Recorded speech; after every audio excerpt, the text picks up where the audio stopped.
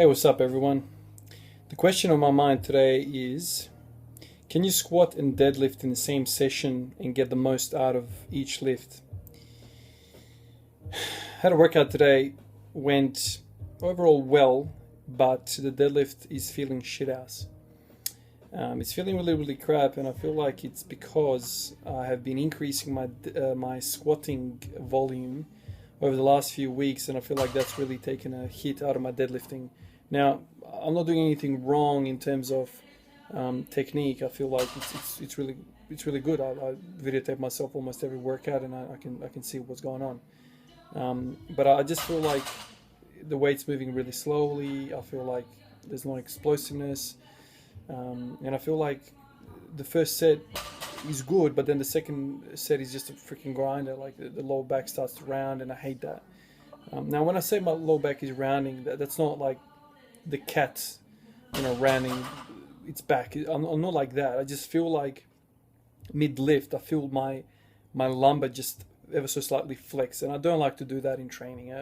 There's a time and place for that. If you're maxing out and whatever, and you want to get 5% or whatever, like I'm okay with that. But to train in a rounded lumbar spine position, you're asking for trouble, man. Like, you're teaching yourself the wrong motor neuron pattern, and it's the wrong thing that I would recommend anybody to do. Now, I'm an intermediate.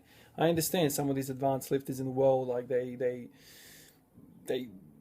deadlift with the rounded lower back, and that's cool. Like that, they've been doing that for a long time. But I'm not comfortable with that idea for myself, and I wouldn't recommend anybody that's a beginner or an early intermediate to do that either. So anyway, that's where I stand in terms of that. But the question is, can you squat and deadlift in the same session and get the most out of it?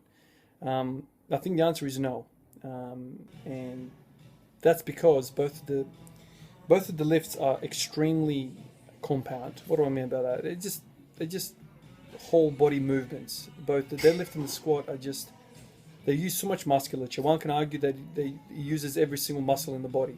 And so if you were to go into and deadlift hard session of deadlifting, and then immediately go over to the squatting is not going to be as good as it would have been if you didn't deadlift before it. So when it comes to programming, you need to be very careful how you program both of those lifts in. So for the most part of this year, for up to 6 months, I didn't squat at all because of this nagging hip issue that I've had. And in this last block, in this current block that I'm in, I've introduced squatting, and I've felt my deadlifting suffer big time. Like I said, I don't have any strength off the floor. Everything's kind of feeling like a grind. It's not really feeling like an 85% block should be. And so what I've been forced to do is to somewhat deload the deadlift. So I'm not going to be progressing the volume on the deadlift as I once thought, because the squatting is there. And my priority right now has to be the squat, because the squat has been off the plate for such a long time. I just got to get it back to what it once was. So that's basically it. I think the answer to this question is no, you can't smash both of them in the same workout. If you want to train whole body 3 times a week like I'm training, you have to be very strategic in the way you program it.